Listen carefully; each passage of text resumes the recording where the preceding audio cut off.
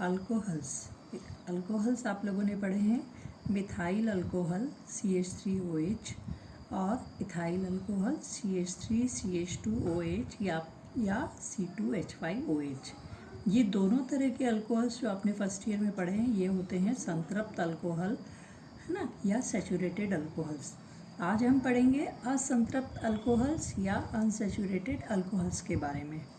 हाँ, unsaturated alcohols और का नाम से आपको पता चल रहा है कि इसमें अनसैचुरेशन है, असंतृप्त है, मतलब डबल बॉन्ड या ट्रिपल बॉन्ड भी होगा और साथ में OH ग्रुप है, क्योंकि अल्कोहल है इसलिए OH ग्रुप भी होगा। ठीक है। अब ये जो असंतृप्त अल्कोहल्स होते हैं ये कैसे होते हैं? 3 प्रकार के होते हैं। एक ऐसा होता है जिसमें कि 2 कार्बन हैं, जैसे इथाइल अल्कोहल है।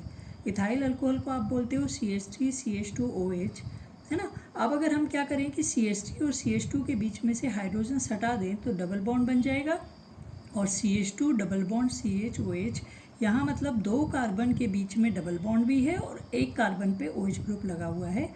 तो इस तरह के अल्कोहल्स जो हैं वो भी आपके पास बनते हैं जिसमें कि OH ग्रुप उस कार्बन पे जुड़ा है जो कि डबल बॉन्ड से जुड़ी हुई है पीछे। ठीक है। ये जो आपके पास अल्कोहल होता है CH2 डबल बॉन्ड CHOH, इसको अब आप क्या बोलेंगे? इथेनॉल, है ना। इथेनॉल नहीं, इथेनॉल। और ये 3 तरह से इसी फॉर्मूले से 3 स्ट्रक्चर्स बन सकते हैं। एथिलीन ऑक्साइड भी बन सकता है इससे।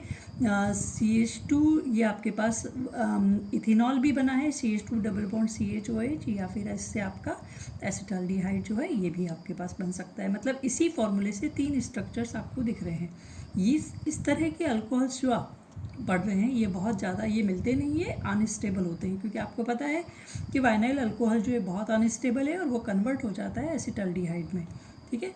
दूसरी तरह के अल्कोहल्स, असंतृप्त अल्कोहल्स, उस तरह के होते हैं जिनमें 3 कार्बन्स होते हैं।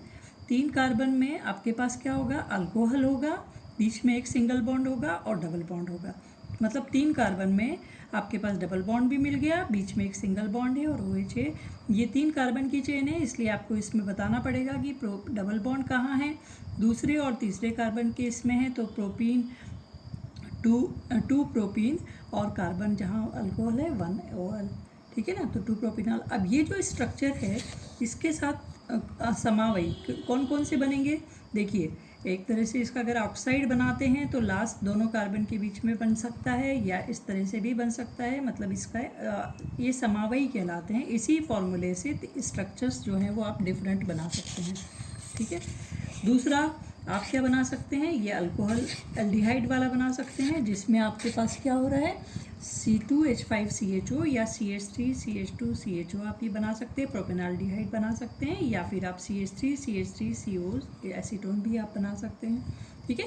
तो ये 3 स्ट्रक्चर्स यहाँ इससे बन सकते हैं। और दूसरा, अगर हम ऐसा बनाएं कि अभी हम डबल बॉन्ड की बात कर रहे हैं, अगर आपके पास कार्बन और 3 कार्बन की चेन है और डबल बॉन्ड की जगह आपके पास सिंगल बॉन्ड है, मतलब आपके पास क्या है? CH ट्रिपल बॉन्ड C, बीच में एक सिंगल बॉन्ड, फिर OH। तो ये प्रोपीन के स्ट्रक्चर का बना है, इसलिए प्रोपारगाइल अल्कोहल भी इसको कहा जाता है। ट्रिपल बॉन्ड सेकंड और थर्ड कार्बन के बीच में है, इसलिए 2 प्रोपाइन 1 OL भी आप इसको कह सकते हैं। और इसका जो आइसोमर या समावयी बनेगा वो बनेगा acrolein, CH2 double bond CH acrolein जो है वो एल्डिहाइड और कीटोन, ये 2 तरह के समावयी बन सकते हैं, इसलिए CH2 डबल बॉन्ड CH और CHO ये आपके पास दूसरा इसका आइसोमर बन गया। तीसरी तरह के अल्कोहल्स वो होते हैं जिसके केस में कार्बन की संख्या बढ़ गई है, अब 4 भी हो सकती है, 5 भी हो सकती है। इसका मतलब कि अल्कोहल और डबल बॉन्ड या ट्रिपल बॉन्ड होगा, उसके बीच में सिंगल बॉन्ड की संख्या बढ़ जाएगी। ठीक है ना। तो यहाँ आपके पास 5 कार्बन वाली अगर आपके पास कोई चेन है तो ये आपके पास पेंटेन है, और पेंटेन में अब डबल बॉन्ड भी आ गया, तो डबल बॉन्ड की पोजीशन जो है वो कहाँ है?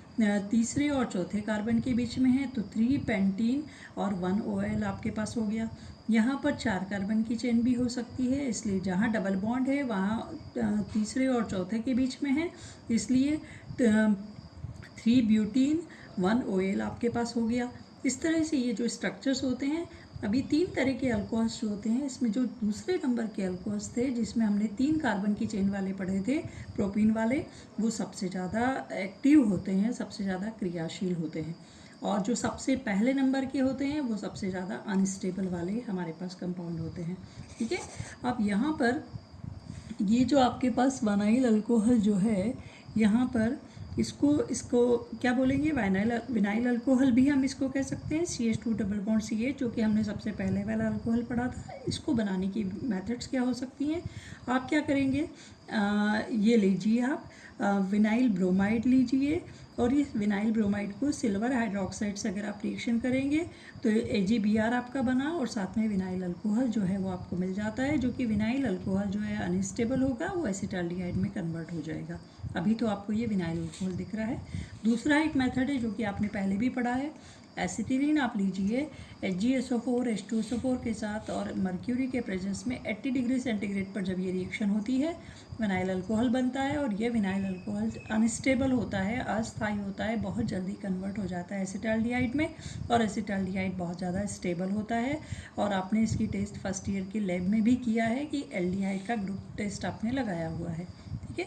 उसके बाद हमारे पास क्या हो रहा है, अब ये जो हम अल्कोहल्स की बात कर रहे हैं, ये जो विनाइल अल्कोहल होता है जिसमें OH है, ये अनस्टेबल होता है, पर इसी का अगर हमने OH को हटा के अगर हम यहाँ पे क्लोराइड लगा दें तो विनाइल क्लोराइड बन जाता है। अगर इसमें OH को हटा दिया जाए और COCH3 एसिटेट ग्रुप लगा दिया जाए तो विनाइल क्लोराइड या विनाइल एसिटेट जो हैं वो कब बन रहे हैं, OH को हटाने पे, इसलिए Cl लगा रहे हो तो विनाइल क्लोराइड बन रहा है। इसी OH को अगर आप हटा देते हो विनाइल अल्कोहल के, तो अगर आप एसिटेट ग्रुप COCH3 लगा देते हो तो एसिटेट ग्रुप लगाने पर विनाइल एसिटेट जो है वो ज़्यादा स्टेबल होते हैं। उसको बनाने के लिए आपको क्या करना पड़ेगा, ये आपने लिया हुआ है विनाइल एसिटिलीन लिया है। एसिटिलीन की अगर आप HCl के साथ रिएक्शन करते हो मर्क्यूरी के प्रेजेंस में तो विनाइल क्लोराइड बन जाता है। अगर आप यहाँ पे डाइक्लोराइड, इथाइल डाइक्लोराइड अगर आप लेते हो और इसको अगर आप 600 से 650 डिग्री सेंटीग्रेड पे अगर आप इसको गर्म करते हो तो एक HCl इसमें से बाहर निकल जाता है, विनाइल क्लोराइड आपके पास बन जाता है, ठीक है। दूसरी और एक मेथड है कि अगर आप डाइब्रोमाइड ले लें, दोनों क्लोरीन की जगह अगर आप 2 ब्रोमीन ले लें तो इथेन डाइब्रोमाइड अगर आप ले लेते हैं KOH के साथ, अगर आप इसकी रिएक्शन करते हैं इथेनॉल के प्रेजेंस में, तो आपको क्या मिल जाता है, ये विनाइल क्लोराइड जो है या विनाइल ब्रोमाइड जो है वो भी आपको मिल सकता है। और ये कंपाउंड जो है वो कैसे होते हैं, स्टेबल होते हैं, जबकि विनाइल अल्कोहल जो है, अल्कोहल अगर आप इसका बनाते हैं विनाइल ग्रुप का तो वो अनस्टेबल होता है। चला बेटा, हम कल पढ़ेंगे।